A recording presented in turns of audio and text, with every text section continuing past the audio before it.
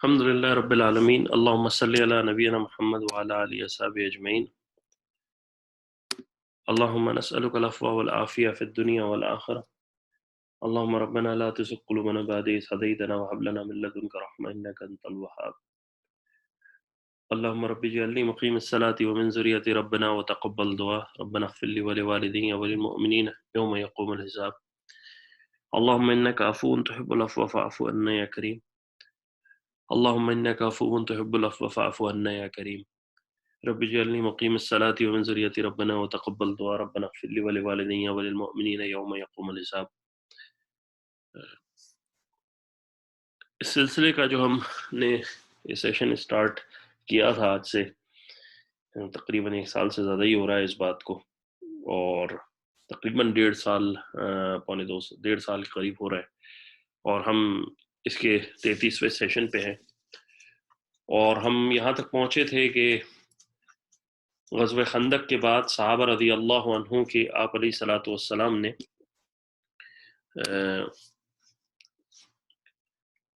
جو سرایا تھے جو کہ جنگوں کے لیے آپ علیہ الصلوۃ والسلام نے مختلف جگہ بھیجے، اور اس میں مسلمانوں کو کئی جگہ پر خود آپ علیہ الصلوۃ والسلام بنفس نفیس شریک ہوئے، اور کئی جگہ آپ علیہ الصلوۃ یعنی وہ غزوہ بھی تھی، اور کئی جگہ آپ علیہ الصلوۃ والسلام نے صحابہ کے لشکر بھیجے جن میں سے بہتوں کو کامیابی ہوئی، بہت سو میں بہت بڑا مال غنیمت آیا۔ اسی درمیان میں ایک واقعہ پیش آتا ہے جس کو، کیونکہ آج انشاءاللہ ہم رسول اللہ صلی اللہ علیہ وسلم کی زندگی کا ایک اہم ایک اسٹریٹجک معاملہ ڈسکس کریں گے کہ آپ علیہ الصلوۃ والسلام نے جو حدیبیہ کے مقام پر ہوا اس کو انشاءاللہ تفصیلاً ڈسکس کریں گے، لیکن اس سے پہلے جو واقعہ ہے وہ تقریباً یہ ہمارے جتنے کچھ بھی چل رہا ہے وہ تقریباً 6 ہجری کا، یعنی رسول اللہ صلی اللہ علیہ وسلم کی مدینہ منورہ میں اپنی زندگی کے 6 سال کے اوپر ہم ہیں، اور یہ واقعہ ہے قتل ابی رافع کے نام سے مشہور ہے۔ بعض اہل علم نے اس کو 3rd ہجری میں یعنی 3 سال میں شمار کیا ہے، لیکن تاریخاً جب ہم اس کو ایوالو کرتے ہیں تو دونوں روایتیں موجود ہیں، لیکن کیونکہ بعض چیزیں ایسی ہیں جس میں یہ اندازہ ہوتا ہے کہ ابی رافع کو جو قتل کیا گیا وہ غزوہ خندق کے بعد کیا گیا، اسی لیے جب سب کچھ دیکھنے کے بعد میں اس کو جو ہے وہ اس معاملے کو جو ہے وہ غزوہ خندق کے بعد ہی لے کے آیا ہوں۔ اصل میں ابو رافع جو تھا وہ ایک بہت بڑا یہودی تاجر تھا، اور ابو رافع اس کی کنیت تھی، اصل نام اس کا عبداللہ بن حقیق تھا، اور سلام بن ابی حقیق کے نام سے بھی اس کو مشہور تھا۔ یہ اصل میں خیبر کے پاس ایک چھوٹا سا علاقہ تھا، وہاں پر رہتا تھا،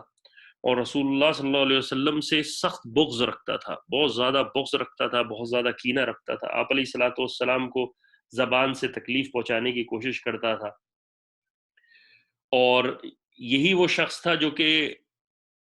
غزوہ خندق میں مسلمانوں یعنی کعب بن اشرف کا مددگار بھی تھا، اور غزوہ احزاب میں یعنی غزوہ خندق میں مسلمانوں کے خلاف جو چڑھا کے لے کے آیا تھا اس کی مالی امداد بھی اس نے کی تھی، اور رسول اللہ صلی اللہ علیہ وسلم اور مسلمانوں کی دشمنی میں خوب پیسہ خرچ کیا کرتا تھا۔ اب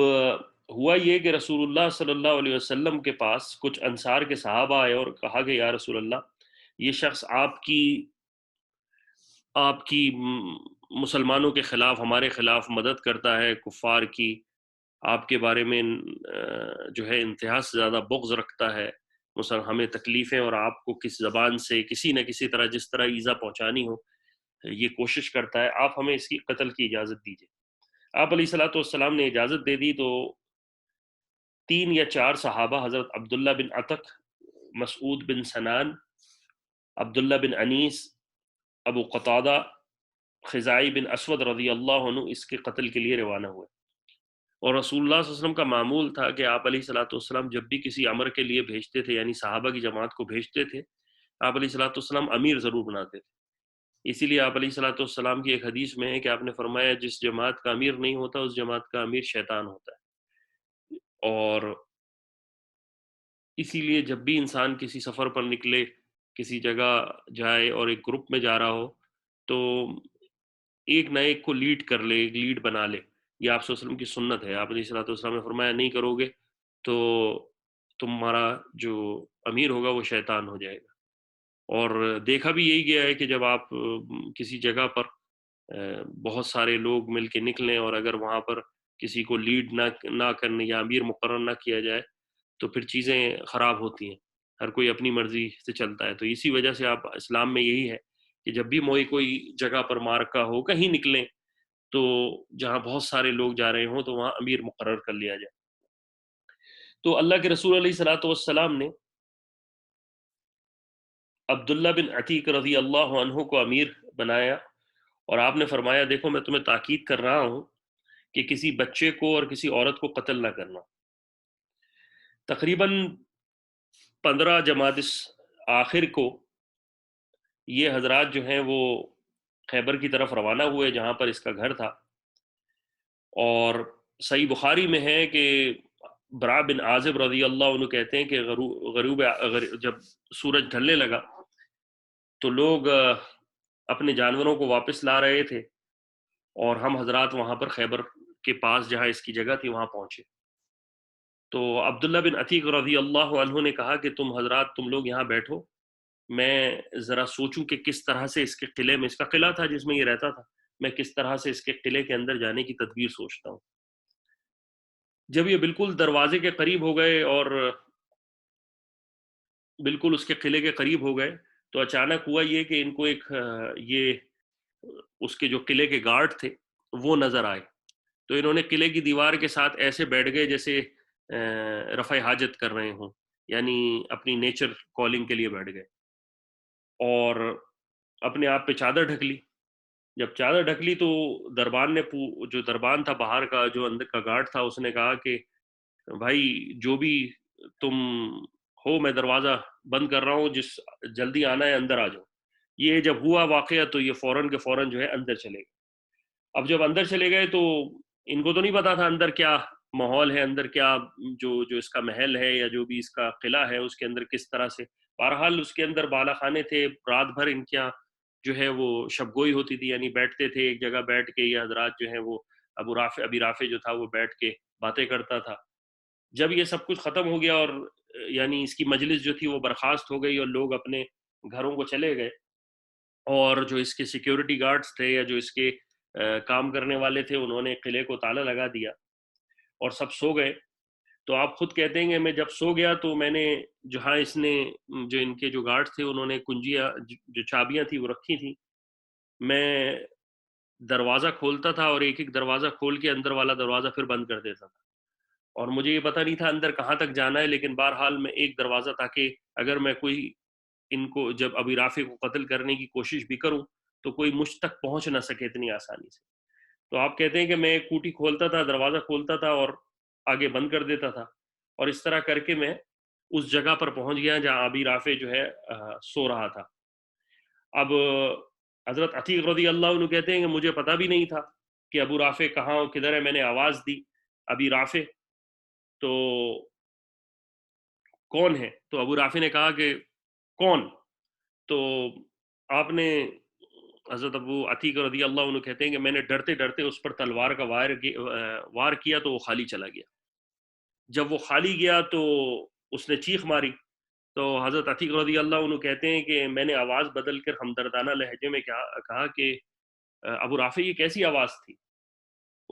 ابو رافع نے کہا کہ مجھ پر کسی نے تلوار کا وار کیا ہے. اب یہ سنتے ہی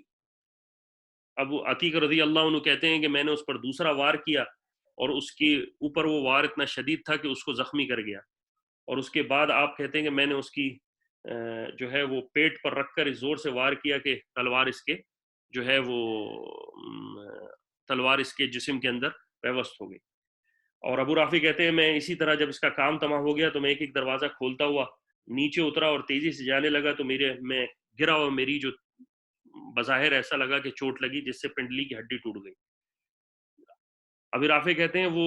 کیونکہ نصف شعبان تھی تو چاند کی چاندنی کی رات تھی، میں نے اپنے امامے سے ہی اپنے پیر کو کسی طرح باندھا، اپنے ساتھیوں کے پاس آیا اور کہا کہ جاؤ تم رسول اللہ صلی اللہ علیہ وسلم کو بشارت سناؤ، میں یہیں بیٹھا ہوں، تم اللہ کے رسول کو سنا دو کہ میں نے اس کا کام تمام کر دیا ہے، لیکن میں یہیں بیٹھا ہوں، میں اس کی موت کا جب اعلان ہو جائے گا میں سن کر آؤں گا۔ چنانچہ جب صبح ہوئی اور قلعے کے اندر ایک دم وبال مچا کہ ابی رافع جو کہ یہودیوں کا بڑا سردار تھا وہ قتل ہو گیا، تو آپ اپنے ساتھیوں سے جا کے ملے اور اللہ کے رسول علیہ الصلوۃ والسلام کو یہ خوشخبری سنائی، اور یہ بھی بتایا یا رسول اللہ میری اس مارکے کے اندر جو ہے وہ ٹانگ جو ہے وہ ٹوٹ گئی۔ آپ علیہ الصلوۃ والسلام نے کہا اپنی ٹانگ پھیلاؤ۔ جب آپ علیہ الصلوۃ والسلام نے اس کو کہا کہ اپنی ٹانگ پھیلانے کو کہا تو آپ علیہ الصلوۃ والسلام نے اپنا دست مبارک حضرت عبداللہ بن عتیق رضی اللہ عنہ کی ٹانگ پر پھیرا، اور حضرت عتیق رضی اللہ عنہ کہتے ہیں کہ اس کے بعد مجھے تکلیف کیا تھی پتہ ہی نہیں، یعنی اللہ تعالیٰ کی طرف سے رسول علیہ الصلوۃ والسلام کے معجزات میں سے آپ علیہ الصلوۃ والسلام نے ایک ہاتھ پھیرا اور اللہ تعالیٰ نے حضرت عبداللہ بن عتیق رضی اللہ عنہ کو شفا عطا فرمائی۔ اب یہ جب اس شخص کا جب ابی رافع کا قتل ہو گیا اور جب اس کو قتل کر دیا گیا تو یہودیوں نے کیا یہ کہ ایک شخص تھا اسیر بن رزام کے نام سے، اس کو اپنا جو ہے وہ امیر بنا لیا اور سردار بنا لیا، اور لامولا کیونکہ ابی رافع کا قتل ہوا تھا تو اسیر بن رزام نے کیا یہ کہ لشکر جمع کرنا شروع کر دیا اور دیگر قبائل کو آمادہ کرنا شروع کر دیا کہ وہ مسلمانوں کے خلاف فیصلہ کن جنگ کریں، کیونکہ قبیلہ یہودیوں کے جتنے لوگ تھے وہ پہلے کے پہلے ہی اللہ کے رسول علیہ الصلوۃ والسلام نے بنو قریظہ کو بھی باہر کر دیا تھا، اس سے پہلے جو دوسرے قبائل تھے ان کو بھی خیبر کی طرف موو کر دیا تھا، تو یہودی قبیلے جو تھے وہ خیبر کی طرف چلے گئے تھے، لیکن ساتھ ساتھ انہوں نے یہ سوچا کہ یہ مسلمان جو ہیں ان کی حکومت جو ہے وہ مدینہ منورہ کی ریاست بڑھتی چلی جا رہی ہے، اگر ہم نے اس کے خلاف اب نہیں کوئی جنگ کی تو یہ پھر ہم پہ قابض ہو جائیں گے۔ اسی وجہ سے اسیر بن رضام جو کہ ابی رافع کے قتل کے بعد سردار بنایا گیا تھا، اس نے رسول اللہ صلی اللہ علیہ وسلم اور مسلمانوں کے خلاف مدینے پہ چڑھائی کرنے کی کوشش شروع کر دی۔ رسول اللہ صلی اللہ علیہ وسلم کو جب علم ہوا تو آپ علیہ الصلوۃ والسلام نے عبداللہ بن رواحہ رضی اللہ عنہ کو 3 آدمیوں کے ساتھ تحقیق کرنے کے لیے بھیجا، یعنی آپ علیہ الصلوۃ والسلام نے بھیجا کہ جاؤ ذرا معلوم کر کے آؤ، یہ شوال کا واقعہ ہے کہ جاؤ جا کے معلوم کر کے آؤ کہ واقعتاً یہ بات ٹھیک ہے یا غلط ہے۔ اس کے بعد آپ علیہ الصلوۃ والسلام کو جب یہ خبر ملی کہ واقعتاً یہ بات ٹھیک ہے تو آپ علیہ الصلوۃ والسلام نے 30 آدمیوں کو عبداللہ بن رواحہ رضی اللہ عنہ کے پاس ساتھ روانہ فرمایا اور ان سے کہا کہ جاؤ جا کے اسیر بن رضام کو لے کے آؤ، یعنی آپ علیہ الصلوۃ والسلام کیونکہ یہودیوں کے ساتھ مسلمانوں کے معاملات رہے تھے پہلے بھی، اور یہودی جانتے تھے مسلمانوں کے ساتھ اگر وہ بدعہدی کریں گے تو ان کا کیا حشر ہوگا، تو آپ علیہ الصلوۃ والسلام نے اسیر بن رضام کو کہا کہ جاؤ جا کے جنگ کرنے کی ضرورت نہیں، تم جا کے ان کو بلا کے لے کے آؤ۔ جب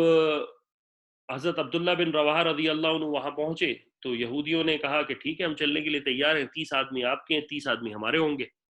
اور ہم ایک ایک اونٹ پر 2 آدمی بیٹھیں گے اور ایک آدمی مسلمان ہوگا ایک آدمی یہودی ہوگا، اور اس طرح کر کے ہم مدینے چلتے ہیں۔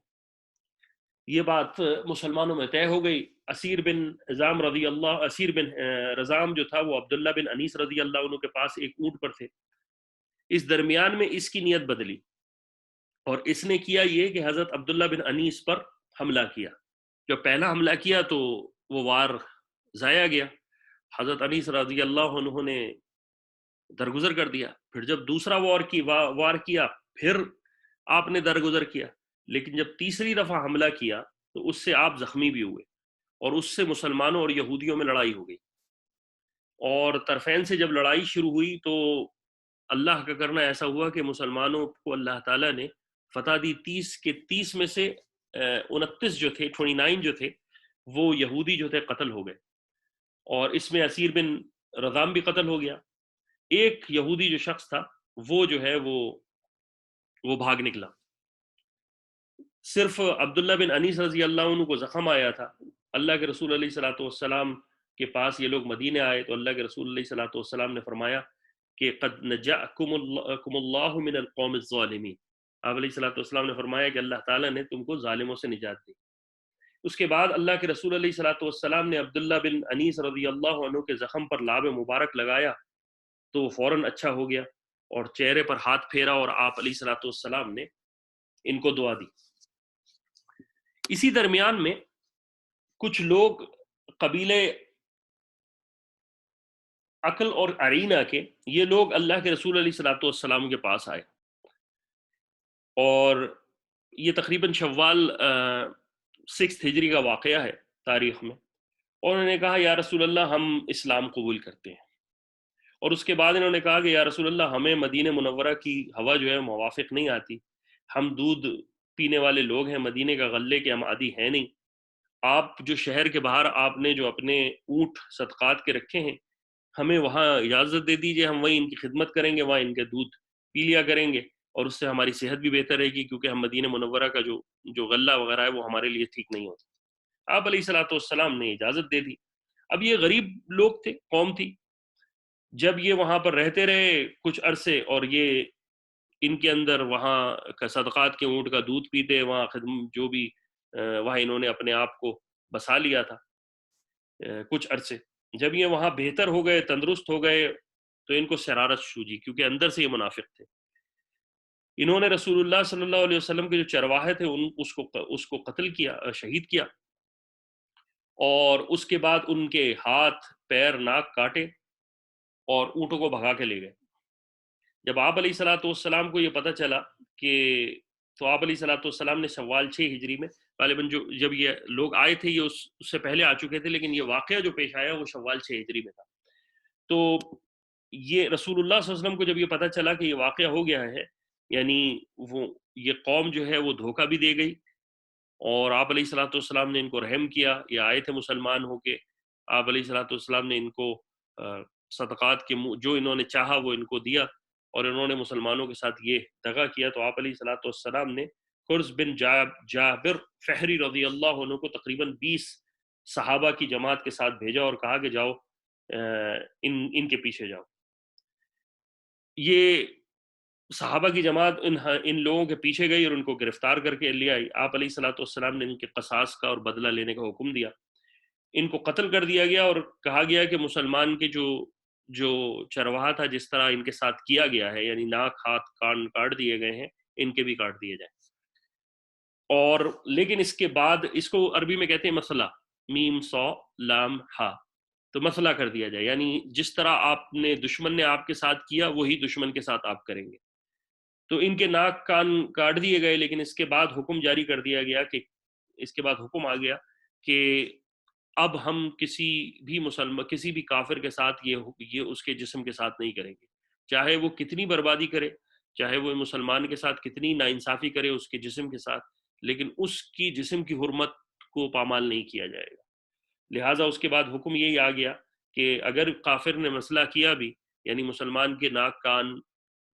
کاٹے یا ہونٹ کاٹے بھی, تب بھی مسلمان جو ہے ان کے ساتھ یہ روا نہیں رکھیں گے. اسی درمیان میں 6 ہجری میں ہی رسول اللہ صلی اللہ علیہ وسلم, ابو سفیان جو کہ مسلمانوں کا دشمن تھا, اس نے مجمع میں اعلان کیا کہ کوئی ہے جو رسول اللہ صلی اللہ علیہ وسلم کو نعوذ باللہ قتل کر کے آ جائے. اور آج کل ان کیا کوئی پہرا بھی نہیں ہے اور رسول اللہ صلی اللہ علیہ وسلم عام بازاروں میں گھومتے پھرتے ہیں. ایک عرابی نے کہا میں اس کام کا بڑا ماہر ہوں, اگر تم میری مالی امداد کرو گے تو میں یہ کام کر دوں گا. ابو سفیان نے اس کو اونٹنی دی, خرچہ دیا اور اس کی امداد جو تھی کرنے کا وعدہ کیا کہ تم بے فکر رہو, تم یہ کام کر دو, میں تمہیں مالا مال کر دوں گا. رسول اللہ صلی اللہ علیہ وسلم, یہ عرابی رسول اللہ صلی اللہ علیہ وسلم کے پاس مدینہ منورہ پہنچا. اس زمانے میں رسول اللہ صلی اللہ علیہ وسلم قبیلے اشحل کی مسجد میں وہاں موجود تھے. آپ علیہ الصلوۃ والسلام کو اللہ تعالیٰ نے بذریعہ وحی اطلاع دی کہ یہ شخص آ رہا ہے، اس کی نیت ٹھیک نہیں ہے۔ آپ علیہ الصلوۃ والسلام نے صحابہ کو کہا کہ اس کی نیت ٹھیک نہیں ہے، اس کو پکڑ لو۔ تو حضرت اسید بن حضیر رضی اللہ عنہ اٹھے اور اس کو پکڑ لیا۔ جب اس کو پکڑا تو اس نے خنجر جو چھپایا ہوا تھا وہ ہاتھ سے چھوٹ گیا۔ آپ علیہ الصلوۃ والسلام نے فرمایا، دیکھو مجھے تمہارا پتہ ہے تم کس لیے آئے ہو، سچ سچ بتاؤ اپنی نیت کس لیے آئے ہو۔ اس نے فرمایا، یا رسول اللہ، اگر آپ امن دیتے ہیں تو میں آپ کو سچ بتا دیتا ہوں۔ اللہ کے رسول علیہ الصلوۃ والسلام نے فرمایا، تجھے امن ہے، یعنی امن کا مطلب یہ کہ ٹھیک ہے تو میرے قتل، اللہ کے رسول کو تو بتا دیا گیا تھا، لیکن اللہ کے رسول علیہ الصلوۃ والسلام اس کے منہ سے سننا چاہتے۔ اور آپ نے بتایا کہ یا رسول اللہ، میں جو ہے دراصل آیا تو آپ کے قتل کے لیے ہی تھا، اور یہ حقیقت بات یہ ہے کہ میں ڈرتا نہیں تھا، یعنی میں آپ کے سامنے جو آپ سے امن کا مطالبہ کر رہا ہوں یہ کسی ڈر کی وجہ سے نہیں کر رہا، میں ڈرپوک آدمی نہیں ہوں، لیکن آپ کو دیکھتے ہی جیسے ہی میری نظر آپ کے چہرے مبارک پر پڑی ہے اور آپ کے حسن و جوال کو اور آپ کی نبوت کی شعاؤں کو میں نے جو دیکھا ہے، کہ میری حالت یہ ہو گئی کہ میری عقل ختم ہو گئی اور میرا دل کمزور ہو گیا، اور جو کچھ میرے سامنے تھا مطلب میں اس کو بیان نہیں کر سکتا، اور بس ابو سفیان جو ہے وہ شیطان نے مجھے بھیجا ہے، اور میں آپ کی خدمت میں اسلام قبول کرتا ہوں۔ اور یہ سن کر آپ علیہ الصلوۃ والسلام نے جو ہے وہ آپ علیہ الصلوۃ والسلام نے جو ہے وہ اس شخص کا عذر قبول کر فرما لیا، اور آپ علیہ الصلوۃ والسلام نے اس کو یعنی اسلام ایکسیپٹ کر لیا اس نے۔ اس کے بعد آپ علیہ الصلوۃ والسلام نے حضرت لیکن اس کے بارے میں تاریخ اس یہاں پر ایک تھوڑا سا نام کی غلطی ہوئی ہے۔ یہ عمر بن امیہ جو ہے وہ صحابی ہیں جن کو آپ علیہ الصلوۃ والسلام نے اس عرابی کے جب عرابی کا پتہ چلا کہ رسول اللہ صلی اللہ علیہ وسلم کے قتل کے لیے نعوذ باللہ عرابی کو بھیجا گیا ہے، تو عمر بن امیہ رضی اللہ عنہ کو بھیجا گیا تھا ابو سفیان کو قتل کرنے کے لیے، تو لکھنے میں غلطی ہوئی ہے، تو اس عرابی کا نام جو ہے وہ تاریخ میں پتہ نہیں ہے۔ تو جب یہ عرابی نے اسلام قبول کر لیا تو کتابوں میں تاریخ میں اس کے بعد اس کا آگے ذکر نہیں ملتا کہ یہ کہاں گیا اور کدھر رہا۔ اس کے بعد رسول اللہ صلی اللہ علیہ وسلم نے، جیسے میں نے کہا یہاں تھوڑی سی مسٹیک ہوئی ہے، عمر بن امیہ زمری کو اور سلمہ بنت اسلم انصاری کو مکہ روانہ کیا اور کہا کہ جائیں جا کے موقع پار کر، کیونکہ ابو سفیان نے رسول اللہ صلی اللہ علیہ وسلم کے قتل کے لیے نعوذ باللہ ایک بندے کو بھیجا تھا، آپ جائیے اور ابو سفیان کو موقع ملتے ہی قتل کر دیں۔ اچھا، عمر بن امیہ زمری جو تھا وہ مکے میں، عجیب بات یہ کہ جب وہ حاضر ہوا تو پہلے یہ سوچا کہ بیت اللہ کا طواف کر لیں۔ اب جب بیت اللہ میں طواف کرنے کے لیے گئے تو وہیں ابو سفیان نظر آ گیا، اور ابو سفیان نے شور کرنا شروع کر دیا کہ عمر بن امیہ مکہ آیا ہے، یہ ضرور کسی شرکی کے لیے آیا ہے، کیونکہ ابو سفیان کو تو پتا تھا نا کہ ابو سفیان نے رسول اللہ صلی اللہ علیہ وسلم کے قتل کے لیے ایک عرابی کو بھیجا ہوا ہے۔ تو اب جب اس نے دیکھا کہ مدینہ منورہ سے دو صحابہ آئے ہیں اور خصوصاً عمر بن امیہ زمری آیا ہے، تو ابو سفیان سمجھ گیا کہ یہ ضرور کسی وجہ سے، یہ ضرور مجھ سے بدلہ لینے کے لیے بھیجے گئے۔ اچھا، عمر بن امیہ جو تھے وہ بڑے مشہور تھے، مکہ کے اندر اسلام لانے سے پہلے شیطان کے نام سے مشہور تھے، اور یہ ڈر تھا کہ یہ بہت تیز آدمی ہیں، تو مکے والوں نے عمر بن امیہ کو کچھ روپیہ پیسہ جمع کیا کہ بھئی ہم عمر بن امیہ کو جو ہے کچھ پیسہ دے کے اس کے شر سے جان چھڑاتے ہیں۔ عمر بن امیہ نے دیکھا کہ جب یہ حالات ہو گئے ہیں تو انہوں نے اپنے انصاری صحابی سے کہا کہ دیکھو، لگتا یہ ہے کہ ہم ابو سفیان کو قتل نہیں کر سکیں گے، اس سے بہتر یہ ہے کہ ہم یہاں سے جان بچا کر باہر نکلتے ہیں۔ اور یہ کہہ کر آپ دونوں حضرات، عمر بن امیہ اور سلمہ بن اسلم انصاری، یہ مکہ مکرمہ سے ابو سفیان رضی اللہ عنہ، کیونکہ بعد میں ابو سفیان نے اسلام قبول کر لیا تھا، تو بغیر قتل کیے وہ باہر آ گئے۔ اب جب قتل کر کے باہر مکے سے باہر نکلے تو رستے میں ان کو جو ہے وہ ایک شخص تھا جس کا نام تھا عبداللہ بن مالک، انہوں نے اس کو قتل کیا، اور آگے چل کر ایک شخص تھا بنی عدیل کا، یہ شخص یہ رسول اللہ صلی اللہ علیہ وسلم سے انتہا سے زیادہ بغض رکھتا تھا، اور رسول اللہ صلی اللہ علیہ وسلم کی شان میں گستاخیاں کرتا تھا. تو یہ شخص وہاں پر ایک شعر پڑھ رہا تھا کہ جب تک میری زندگی ہے میں مسلمان ہوں گا اور نہ کبھی اس دین کو اختیار کروں گا. عمر رضی اللہ عنہ نے جب یہ شعر سنے تو اس کا بھی کام تمام کر دیا. اس کے بعد آگے چل کر قریش کے جو دو جاسوس ملے جو کہ رسول اللہ صلی اللہ علیہ وسلم کے تجسس کے لیے، یعنی رسول اللہ صلی اللہ علیہ وسلم کی خبر معلوم کرنے کے لیے ابو سفیان نے بھیجے ہوئے تھے. یعنی ابو سفیان نے جو عربی بھیجا تھا اس کے اگینسٹ میں ابو سفیان نے دو جاسوس بھیجے ہوئے تھے کہ جاؤ جا کے معلوم کر کے آؤ کہ مدینہ منورہ میں وہ اس نے کام کیا بھی یا نہیں. عمر بن امیہ رضی اللہ عنہ نے ان میں سے ایک کو قتل کر لیا اور دوسرے کو لا کر اللہ کے رسول علیہ الصلوۃ والسلام کے سامنے پیش کر دیا. آپ علیہ الصلوۃ والسلام نے جب عمر بن امیہ رضی اللہ عنہ کو دیکھا کہ آپ نے کہا کہ میں نے تجھے تو ابو سفیان کو قتل کرنے کے لیے بھیجا تھا، لیکن تم اتنے سارے کام کر کے آ گئے کہ تم نے رستے میں عبداللہ بن مالک تیمی کو قتل کر دیا، بنی دیل کا ایک شخص تھا جو کہ رسول اللہ صلی اللہ علیہ وسلم کے خلاف اور مسلمانوں کے خلاف اشعار کہتا تھا، اس کو قتل کر دیا. پھر ساتھ ساتھ جاسوس جو رسول اللہ صلی اللہ علیہ وسلم مکے والوں نے جاسوس بھیجے تھے ان کو قتل کر دیا اور ساتھ میں اس کو لے آئے. تو اللہ کے رسول علیہ الصلوۃ والسلام ہنس پڑے،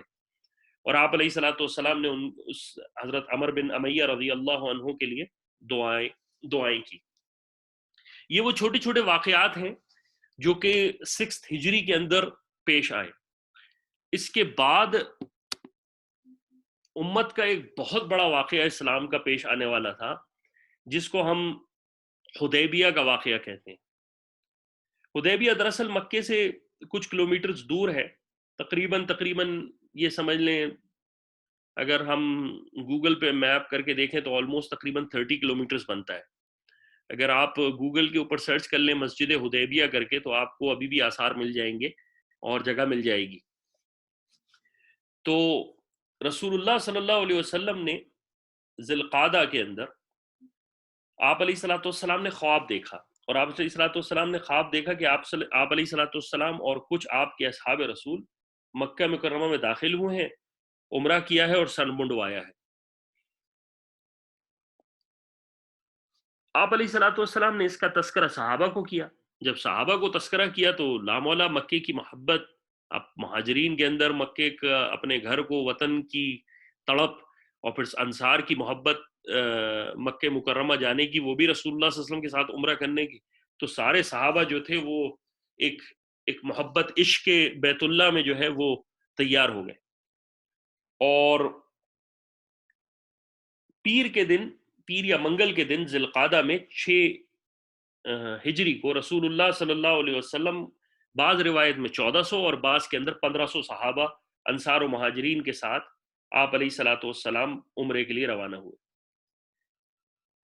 اور ذوالحلیفہ پہنچ کر آپ نے جو آپ کی جانور تھا قربانی کا اس کو قلادہ ڈالا. یہ قلادہ ایک ہار ہوتا ہے جو جانوروں کو ڈالا جاتا تھا پرانے زمانے میں. تو آپ علیہ الصلوۃ والسلام نے کچھ وہ ڈالا اور عمرے کی نیت کا احرام باندھا. اس کے ساتھ ساتھ آپ علیہ الصلوۃ والسلام نے بصر بن سفیان کو جاسوس بنا کر قریش کی خبر معلوم کرنے کے لیے بھیجا کہ جاؤ جا کے دیکھو کہ قریش کیا کر رہے ہیں. اور آپ علیہ الصلوۃ والسلام نے اور اپنے 1500 لوگوں کے ساتھ 1500 مہاجرین اور انصار کی جماعت جو کہ محض صرف عمرے کے لیے جا رہی تھی، آپ علیہ الصلوۃ والسلام نے کوئی جنگی سامان نہیں لیا. صرف اور صرف آپ علیہ الصلوۃ والسلام کے پاس وہ ضرورتی سامان جنگی موجود تھا، جو تلواریں موجود تھی جو اس زمانے میں سفر کی ریکوائرمنٹ ہوتی تھی. یعنی جنگ کا ایک مسئلہ ایک الگ ہے، لیکن جب کوئی قافلہ چلے گا تو اس کے ساتھ چھوٹا موٹا جنگی سامان تو اس زمانے کی ایک ضرورت تھی. تو آپ علیہ الصلوۃ والسلام جو ہے وہ اس عمرے کی نیت سے آپ علیہ الصلوۃ والسلام نکلے. جب آپ علیہ الصلوۃ والسلام ایک مقام تھا غدیر پر پہنچے تو آپ علیہ الصلوۃ والسلام کے جاسوسوں نے خبر دی کہ یا رسول اللہ، قریش کو خبر مل گئی ہے کہ آپ نکلے ہوئے ہیں اور قریش نے اپنا لشکر تیار کرنا شروع کر دیا ہے، اور وہ اس مقابلے پر تل گئے ہیں کہ آپ علیہ الصلوۃ والسلام کو مکہ میں داخل نہیں ہونے دیں گے.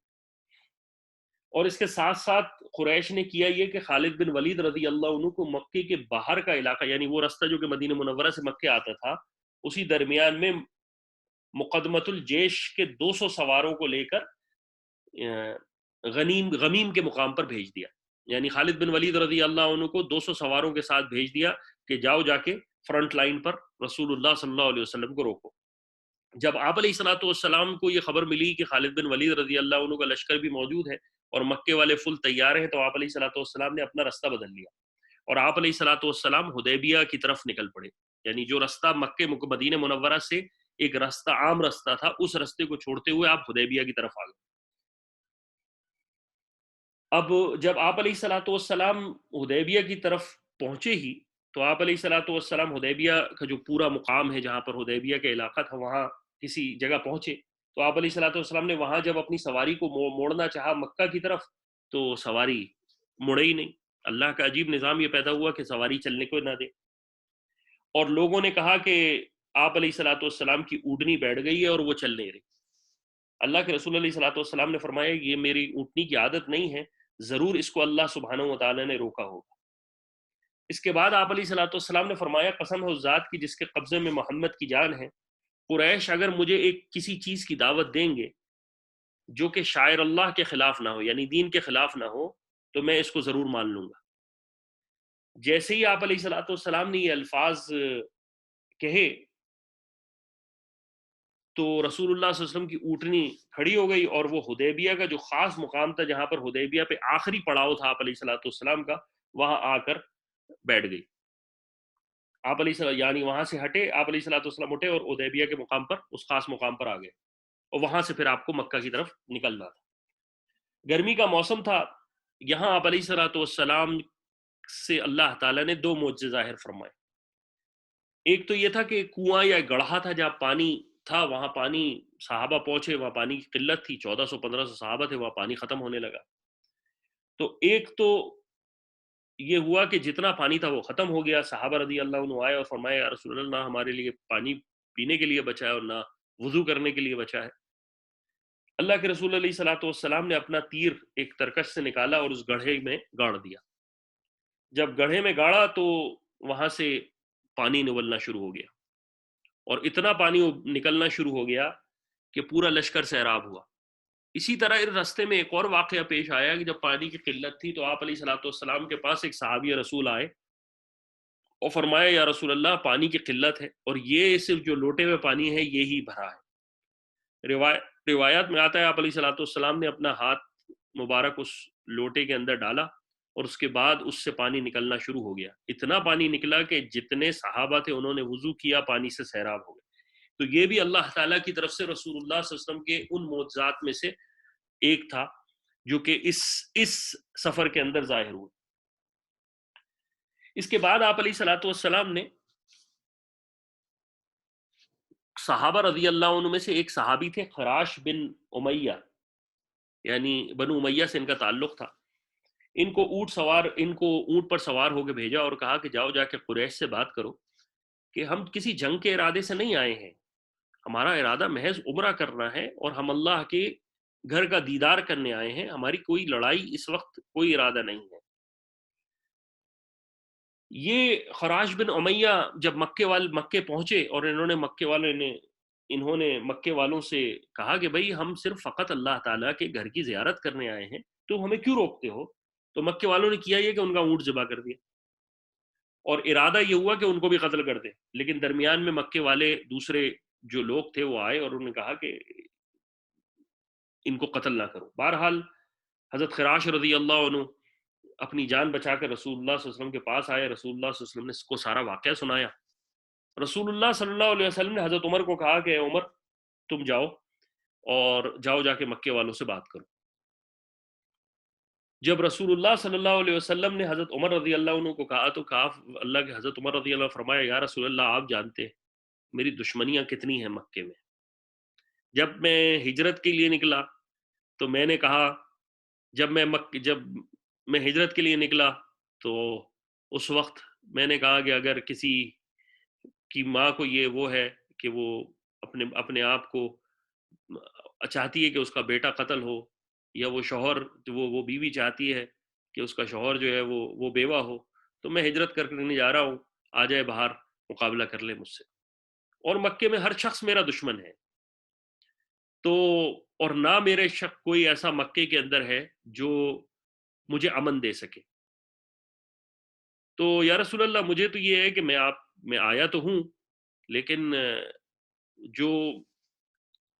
اس سے کوئی بظاہر سلوشن نکلتا ہوا لگتا نہیں ہے۔ میرا مشورہ یہ ہے کہ آپ سیدنا عثمان بن عفان رضی اللہ عنہ کو بھیجیں۔ حضرت عثمان بن عفان رضی اللہ عنہ کیونکہ بنو امیہ سے تھے، اور ان کے مکہ مکرمہ میں بہت لوگ ہیں جن سے ان کے آج تک تعلقات ہیں۔ میری رائے یہ ہے کہ یہ حضرت سیدنا عثمان بن عفان رضی اللہ عنہ زیادہ بہتر ایمبیسڈر ثابت ہو سکتے ہیں۔ اللہ کے رسول علیہ الصلوۃ والسلام نے سیدنا عمر رضی اللہ عنہ کی رائے کو پسند فرمایا،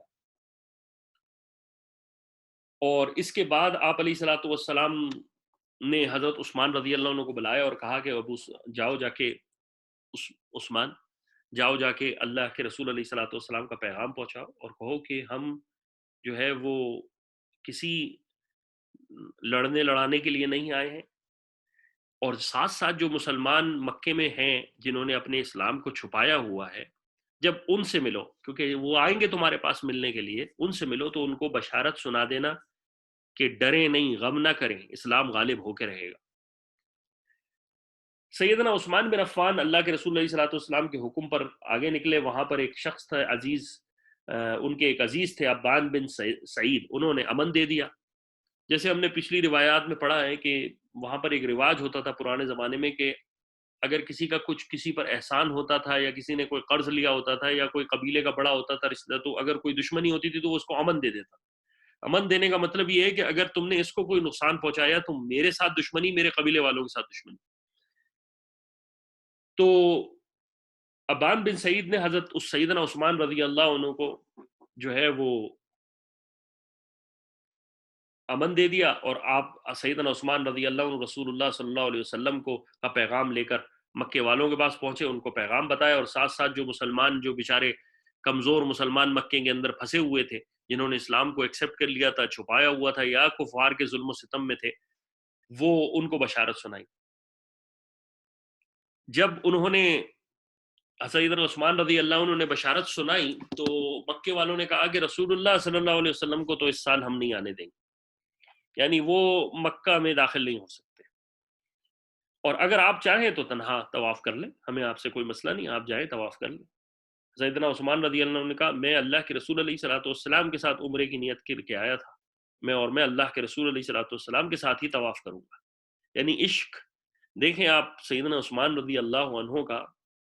کہ بیت اللہ سامنے موجود ہے، اجازت ہے حرم کی طواف کرنے کی، لیکن رسول اللہ صلی اللہ علیہ وسلم کی محبت کے رسول اللہ صلی اللہ علیہ وسلم نے کہا کیا ہے؟ ایک تو اس عمل کو کرنا، اور اس سے نہ زیادہ کرنا، اور یہ محبت کے، ورنہ اس میں کیا وہ تھا، وہ کر لیتے طواف، لیکن سیدنا عثمان رضی اللہ عنہ نے کہا نہ میں طواف کروں گا،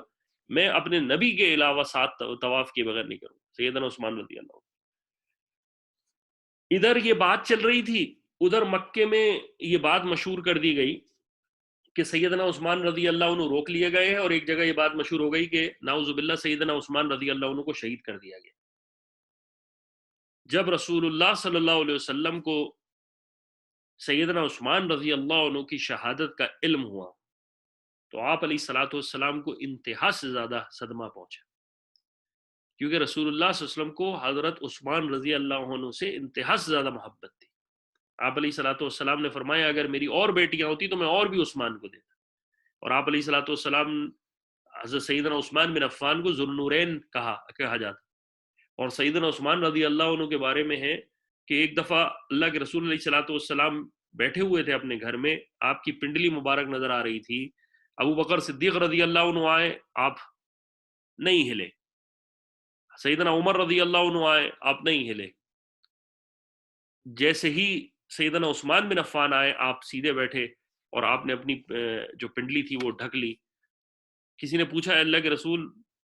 آپ ابو بکر آئے آپ نے ایسا نہیں کیا، عمر آئے ایسا نہیں کیا،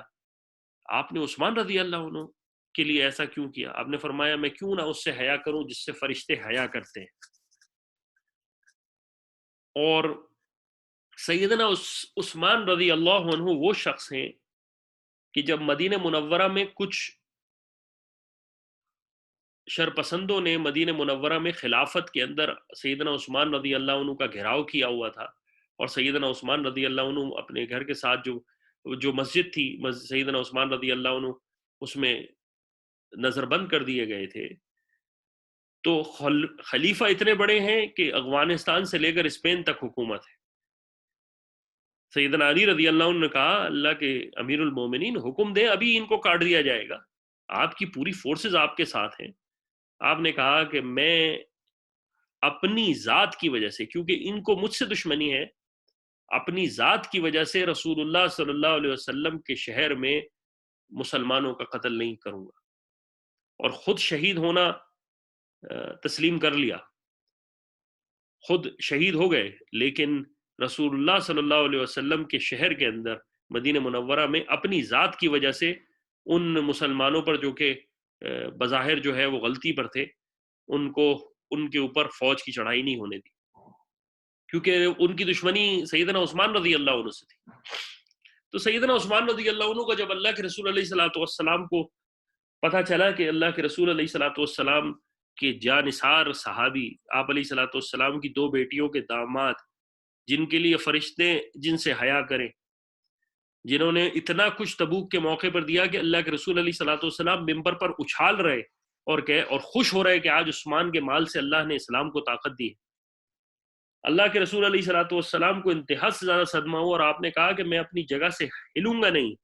جب تک کہ میں عثمان بن عفان کے قتل کا بدلہ نہ لے لوں۔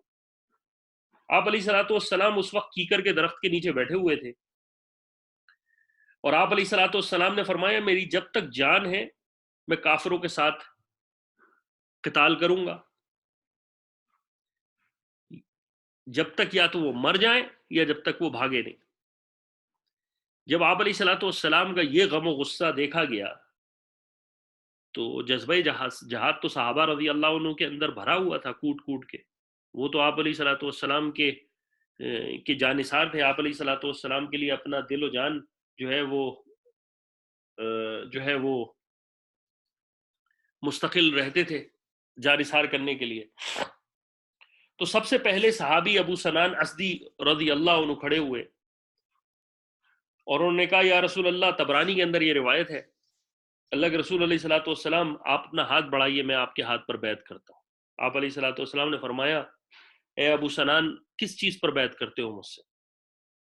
ابو سنان رضی اللہ عنہ نے فرمایا اس چیز پر بیعت کرتا ہوں اللہ کے رسول کہ اس وقت تک تلوار چلاتا رہوں گا جب تک یا اللہ تعالیٰ اسلام کو غلبہ نہ دے دیں یا میں اس دنیا سے چلا نہ جاؤں۔ جب آپ علیہ الصلوۃ والسلام نے حضرت ابو سنان رضی اللہ عنہ کی بات سنی تو آپ علیہ الصلوۃ والسلام نے ان کو اپنے ہاتھ پر بیعت فرمایا۔ اور صحیح مسلم کے اندر ہے کہ حضرت سلمہ بن عکو رضی اللہ عنہ جو تھے ایک صحابی، انہوں نے 3 دفعہ بیعت کی، ایک دفعہ شروع میں کی عکوہ رضی اللہ عنہ نے، اور ایک دفعہ درمیان میں کی، اور ایک دفعہ آخری میں کی۔ اور اس کے ساتھ ساتھ جیسے ہی یہ بیعت شروع ہوئی، سارے صحابہ نے اللہ کے رسول علیہ الصلوۃ والسلام پر بیعت کرنا، ہاتھ پر بیعت کرنا شروع کر دی، اور اللہ کے رسول علیہ الصلوۃ والسلام کے ہاتھ پر ابو بکر ہو، عمر ہو، علی رضی اللہ عنہ، اور جتنے بڑے صحابہ موجود تھے وہ 1500 صحابہ نے ایک ایک کر کے آتا اور رسول اللہ صلی اللہ علیہ وسلم کے ہاتھ پر بیعت رکھتا کہ اللہ کے رسول میں آپ کے ہاتھ پر بیعت کر رہا ہوں کہ یا تو اسلام رہے گا یا ہم رہیں گے یا اللہ تعالیٰ کا امر قائم ہوگا آج۔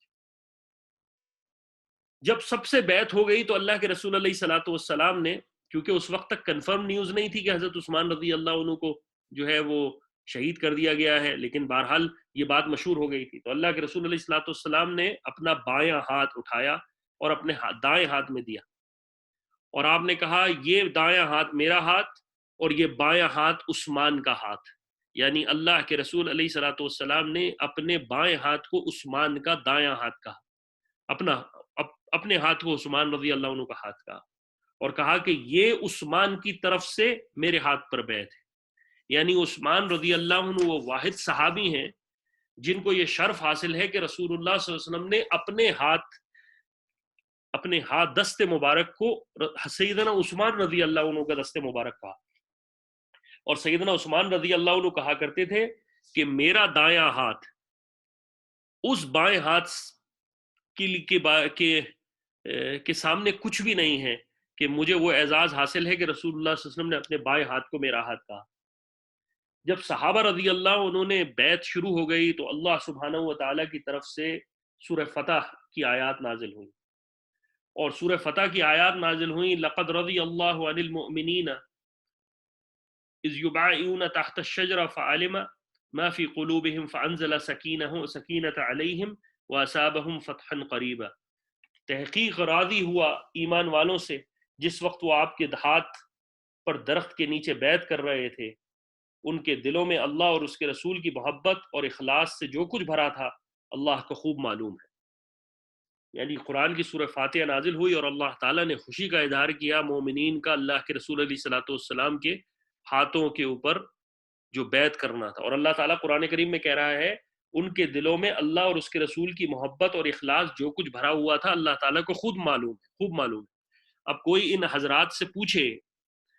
جو صحابہ رضی اللہ عنہ کے بارے میں تکذیب کرتے ہیں، جو صحابہ رضی اللہ عنہ کے بارے میں یہ کہتے ہیں کہ نعوذ باللہ رسول اللہ صلی اللہ علیہ وسلم کے انتقال کے بعد سارے کے سارے منکر ہو گئے کچھ صحابہ کے علاوہ، تو ان سے یہ پوچھے کہ قرآن کی آیت کا کیا جواب دیں گے کہ جب اللہ تعالیٰ کہہ رہا ہے کہ وہ جب بیعت کر رہے تھے تو اللہ تعالیٰ رسول اللہ صلی اللہ علیہ وسلم اور ان کی محبت، اللہ اور اس کے رسول کی جو محبت ہے اللہ تعالیٰ خوب جانتے ہیں، اور اس کے بعد اللہ تعالیٰ کہتا ہے پس اللہ تعالیٰ نے اپنی خاص سکون سکینت اور ان پر اتارا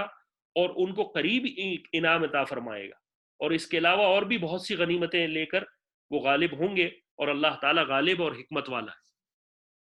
تو جب اللہ تعالیٰ ان کے بارے میں یہ دلیل پیش کر رہا ہے، اللہ تعالیٰ کہہ رہا ہے کہ اللہ تعالیٰ خود جانتا ہے ان کے بارے میں کہ وہ اللہ اور اس کے رسول سے کس محبت کرتے ہیں، تو ان حضرات کی عقل کے اوپر شاید یا تو پردے پڑ گئے ہیں، یا وہی والی بات ہے سمن بکمن عمی فہم لا یرجعون، کہ یہ سب کچھ ہونے کے باوجود بھی ان کے ذہنوں میں یہ باتیں ہیں کہ نعوذ باللہ ابو بکر صدیق اور عمر اور عثمان رضی اللہ عنہ جو تھے وہ دین کی سربلندی نہیں تھی، ان کے نزدیک جو ہے وہ اسلام نہیں، وہ تو اپنی خلافتیں بنانے کے لیے اسلام قبول کیے ہوئے۔ انا للہ و انا الیہ راجعون۔ بہرحال جب مسلمانوں کا یہ زور دیکھا اور پتہ چلا تو ایک طرف تو مسلمانوں کے اوپر اللہ تعالیٰ نے دل میں سکون پیدا کیا کہ تمہیں فتح نازل ہوگی، پریشان نہ ہونا، اور دوسری طرف قریش کے دل میں خوف ہو گیا مسلمانوں کا، یعنی وہ 1500 مسلمان جو کہ بغیر جنگی ہتھیار کے ہیں، اللہ تعالیٰ نے پورے قریش کے دلوں میں خوف پیدا کر دیا، اور انہوں نے حضرت عثمان رضی اللہ عنہ کے بارے میں جو خبر غلط تھی وہ بھی بتا دی کہ حضرت عثمان رضی اللہ عنہ اپنی جگہ ٹھیک ہے، اور ڈسکس کرنا شروع کر دیا کہ کس طرح ہم رسول اللہ صلی اللہ علیہ وسلم سے بات کرنا شروع کریں۔ اسی درمیان میں ایک قبیلہ مکہ کے آس پاس رہتا تھا، اس کا نام تھا خزاعہ، قبیلہ خزاعہ۔ یہ اسلام تو قبول نہیں کیا تھا لیکن رسول اللہ صلی اللہ علیہ وسلم کا حلیف قبیلہ تھا، اور یہی وہ قبیلہ تھا جو کہ مسلمانوں کو مطلع کرتا تھا قریش کی سازشوں کے بارے میں۔ اس قبیلے کے سردار بدیل بن ورقہ جو تھے وہ چند آدمی لے کر رسول اللہ صلی اللہ علیہ وسلم کے پاس حاضر ہوئے، اور آپ کو فرمایا یا رسول اللہ قریش جو ہیں وہ بڑے بڑے چشموں پر حدیبیہ کے پاس موجود ہیں، اور ان کا ارادہ نہیں ہے کہ وہ آپ کو مکے میں داخل ہونے دیں گے۔ وہ اونٹنیاں بھی اپنے ساتھ لے کے آئے ہیں، یعنی دودھ دینے والی اونٹنیاں ہیں، اس کا مطلب یہ ہے کہ وہ اپنی جگہ ڈٹے رہیں گے۔ یہ میں آپ کو اطلاع کرنے آیا۔ اللہ کے رسول علیہ الصلوۃ والسلام نے فرمایا کہ بدیل تم جانتے ہو کہ ہم عمرے کے ارادے سے آئے ہیں، اور میری طرف سے ایک مشورہ ہے، تم جاؤ جا کے قریش کو کہہ دینا کہ تم لڑائیوں سے قریش تم ویسے ہی کمزور ہو چکے ہو، تم چاہو تو ایک مدت کے لیے مجھ سے ایک ایگریمنٹ کر لو، صلح نامہ ہم ڈسکس کر لیں، اور مجھے اور باقی عرب کو چھوڑ دو۔ یعنی اللہ کے رسول علیہ الصلوۃ والسلام نے ایک پیشکش دی مکے والوں کو بدیل کے تھرو کہ جاؤ جا کے تم جا کے مکے والوں سے کہو کہ تم ویسی لڑائی میں ختم ہو چکے ہو، اب کچھ عرصے کے لیے اپنا صلح نامہ کر لیتے ہیں اور مجھے باقی عرب سے نمٹنے دو۔ اگر میں فتح یاب ہو گیا تو آپ علیہ الصلوۃ والسلام فرمایا جو کہ میں ہوں گا، کیونکہ اللہ کا دین تو ہونا ہی ہے، لیکن کفار کو یقین نہیں ہے تمہارے قریش مکہ کو، تو اگر میں فتح یاب ہو گیا تو وہ میرے دین میں داخل ہو سکتے ہیں، اور میں ان کی قوم کا آدمی ہوں تو کامیابی ان کو بھی ملے گی، اور اگر میں ناکام نہ ہوا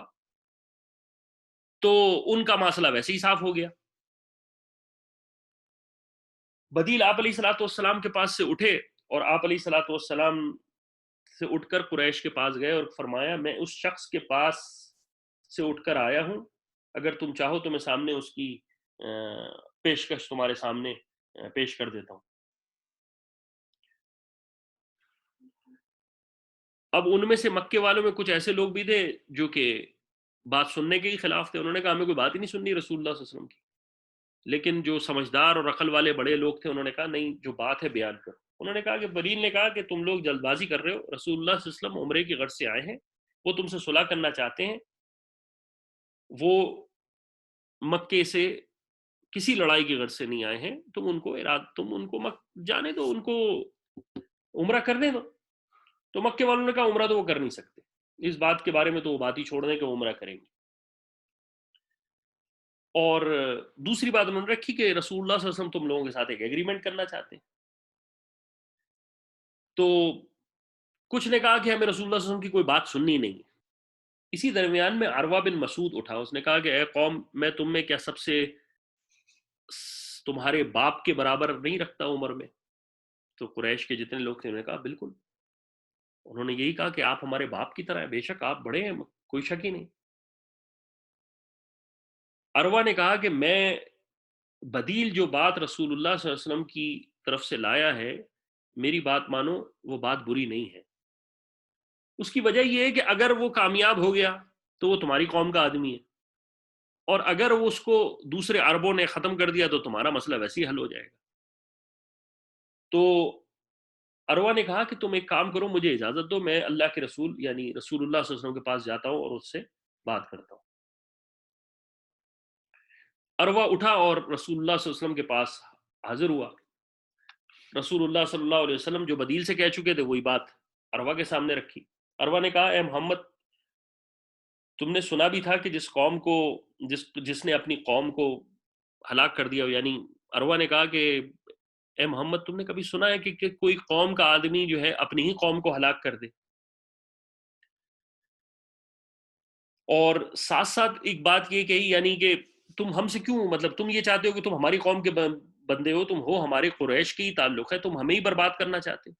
دوسری بات یہ کہ اگر دوسری صورت پیش آئی، یعنی کہ اگر تم خدا نخواستہ تم عرب کے درمیان میں تمہیں ناکامی ہوئی تو یہ یاد رکھنا یہ جتنے آس پاس کے قبیلے والے لوگ ہیں یہ تمہیں چھوڑ کے چلے جائیں گے۔ یعنی ان کا کہنا انصار کی طرف تھا اور دوسرے قبائل جو کہ مسلمان ہو گئے تھے ان کی طرف تھا کہ یہ ہم دراصل آپ کے اصل لوگ ہیں، ہم آپ کی قوم کے لوگ ہیں، آپ ہم سے دشمنی لیے ہوئے ہیں، آپ ہم کو ہلاک کرنے کے پیدر پہ ہیں،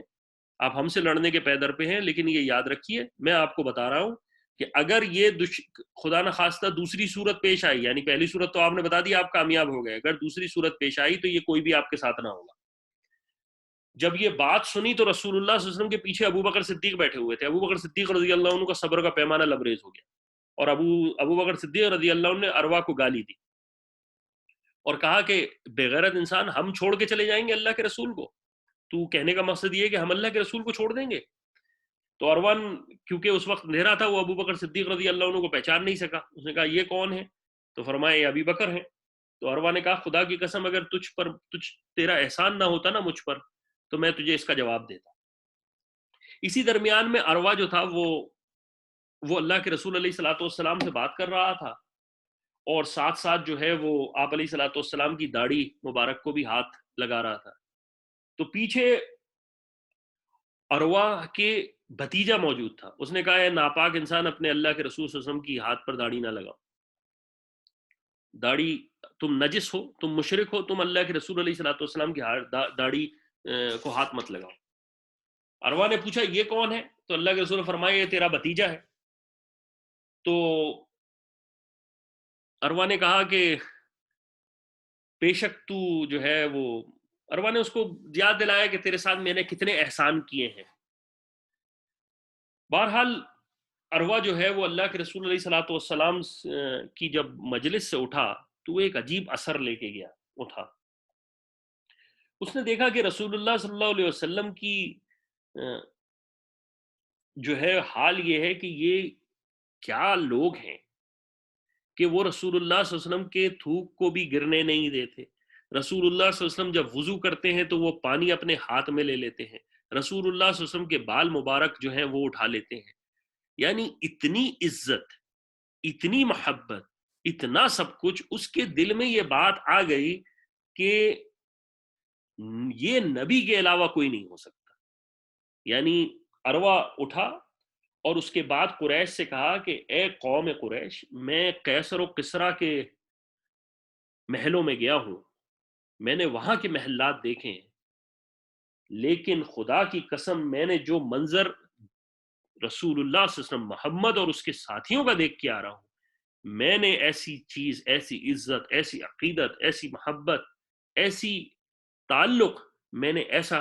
قیصر و کسریٰ کے محلات میں بھی نہیں دیکھا. ایک روایت میں ہے کہ عروہ نے کہا کہ اے قوم، میں نے بہت سے بادشاہ میں بہت سے بادشاہوں کو دیکھا ہے،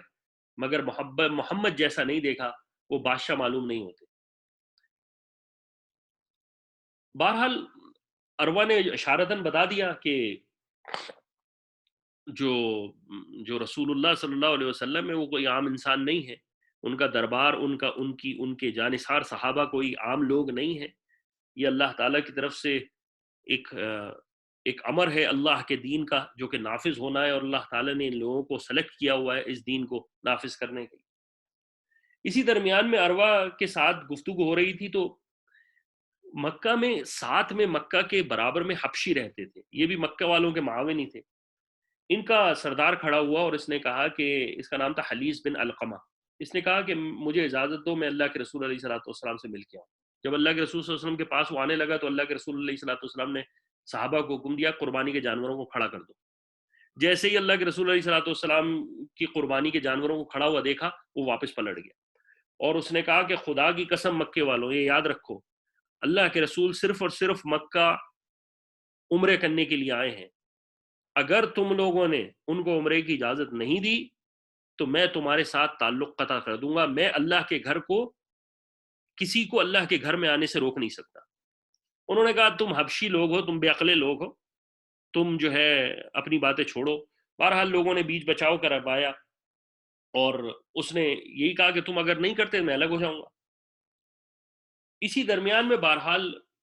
ایک شخص اٹھے جس کا نام تھا مکرز بن حفظ. یہ اٹھا اور اس نے کہا کہ میں اللہ کے رسول علیہ الصلوۃ والسلام کے پاس سے ہو کر آتا ہوں. اللہ کے رسول علیہ الصلوۃ والسلام نے جب اس کو دیکھا کہ وہ آ رہا ہے اللہ کے رسول علیہ الصلوۃ والسلام کے پاس، آپ نے فرمایا یہ برا آدمی.